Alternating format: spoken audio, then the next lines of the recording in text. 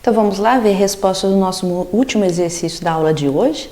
Então eu apresentei para vocês dois conjuntos, o conjunto A e o conjunto B, e pedi para vocês completarem em relação ao ser subconjunto ou não ser subconjunto. Então, por exemplo, no primeiro caso, o que nós sabemos? Nós sabemos que o A não é subconjunto de B porque ele tem, por exemplo, o elemento 2 que não faz parte de B. E lembra da definição de subconjunto? Para que o A seja subconjunto de B, todo elemento de A tem que também ser elemento de B. E eu já achei um que não é. O 2 é um contra-exemplo, tá? Posso listar todos os contra-exemplos, mas não precisa. Basta um que fure a definição para que eu diga que o A, então, não é subconjunto de B. Mas o A é subconjunto dos números naturais. Afinal de contas, os elementos de A estão todos presentes no conjunto dos números naturais. Por isso que é importante saber quem é esse conjunto dos números naturais. O B também é subconjunto dos inteiros, porque basta olhar aqui, ó, o 1 e o 3 e o 7 são números inteiros. Então eu sei que o B, que todos os elementos de B fazem parte do conjunto dos números inteiros. Aqui, para eu saber se o B está contido neste conjunto, eu preciso descobrir primeiro quem é este conjunto. Então a gente tem que olhar para a definição. Então ele contém os elementos x, tal que, dada essa condição, né? Então eu tenho dois inteiros, o x é um inteiro e o y também é um inteiro. E o x vai ser um inteiro que ele é igual a 2 vezes esse y, que é um inteiro mais 1. Tá? Então, com essa definição aqui, eu sei que este conjunto é o conjunto dos números ímpares. Tá certo? Então, eu estou dizendo, olha, será que o B pertence ao conjunto dos números ímpares? E aí, olhando para os elementos de B, eu sei que 1 é ímpar, 3 é ímpar e 7 é ímpar. Então, sim, o conjunto B está contido neste conjunto. Tá?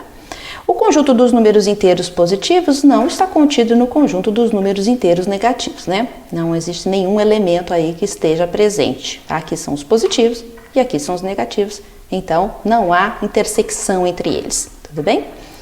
E aqui eu tenho uma definição que é bastante, que a gente pode usar bastante aí nesse curso, né? Que é o conjunto dos naturais faz parte do conjunto dos inteiros, então é subconjunto dos inteiros.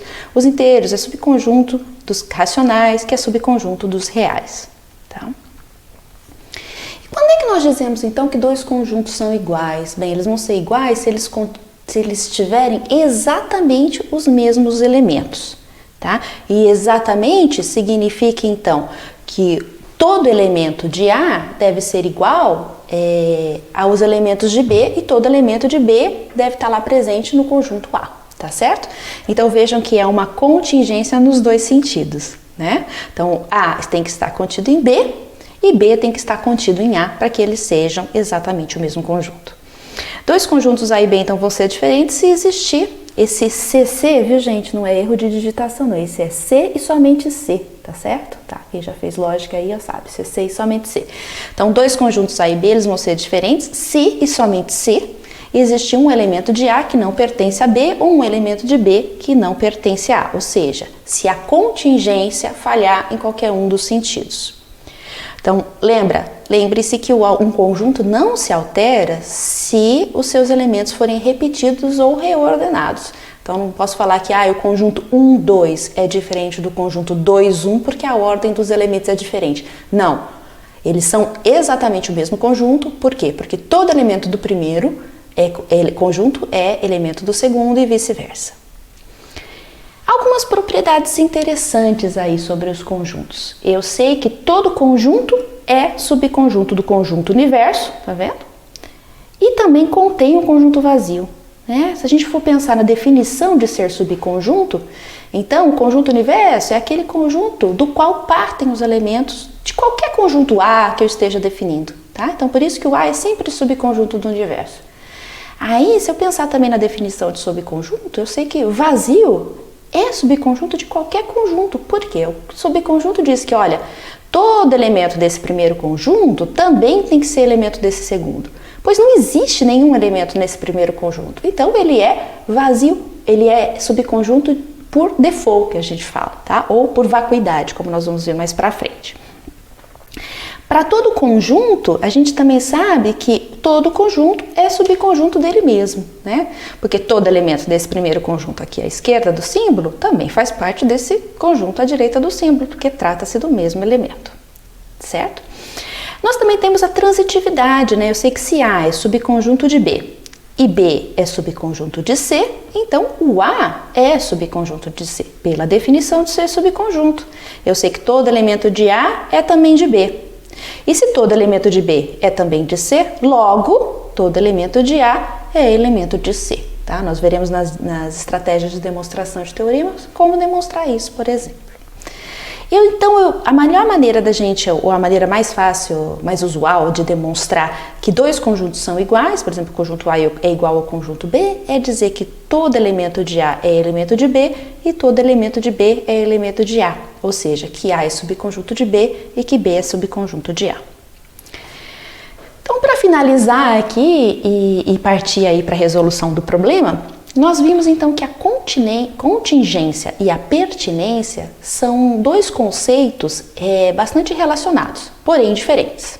Tá? Tomem cuidado porque é uma coisa que vocês erram bastante. A contingência é entre conjuntos e a pertinência é entre elemento e conjunto. Tá? Então, o X pertence a A significa que o X é elemento de A, ele está lá entre os elementos listados de A.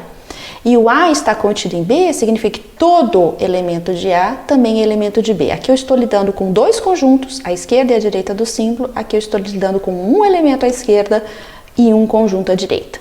Tá? Por que é importante vocês saberem que a pertinência é entre elemento e conjunto? Porque aqui à esquerda, às vezes esse elemento pode ser um conjunto. Tá? E não significa que aí não posso usar a pertinência. Posso, porque o meu conjunto pode ser inclusive um conjunto de conjuntos. Então, olhando para esses dois exemplos aqui, o que eu posso dizer? Será que o conjunto vazio está contido nesse conjunto composto pelos elementos 1, 2 e 3? Lembra que nós vimos? O conjunto vazio é subconjunto de todo conjunto. Então, é claro que isso daqui é verdadeiro. E aqui, o conjunto vazio pertence a esse conjunto formado pelos elementos 1, 2 e 3? Não, ele não pertence. Por quê? Porque ele não está listado aqui entre os elementos do conjunto. Tá certo? Então, no primeiro caso é verdadeiro, porque o conjunto vazio é subconjunto de qualquer conjunto, e no segundo caso ele é falso, porque o conjunto vazio neste conjunto específico não é elemento, mas poderia ser de um outro conjunto, tá? É isso que eu quero que vocês treinem aí no problema da aula de hoje, tá? Então, resolvam aí esse problema a partir de tudo que foi visto na aula de hoje. Podem consultar o material complementar, o material de leitura, na verdade, tá? Fiquem à vontade, se vocês ainda não leram, podem ler agora, ou podem resolver o problema agora e depois ler o material, tá? Então, resolvam aí e postem a resposta de vocês lá no ambiente virtual. Até a próxima aula!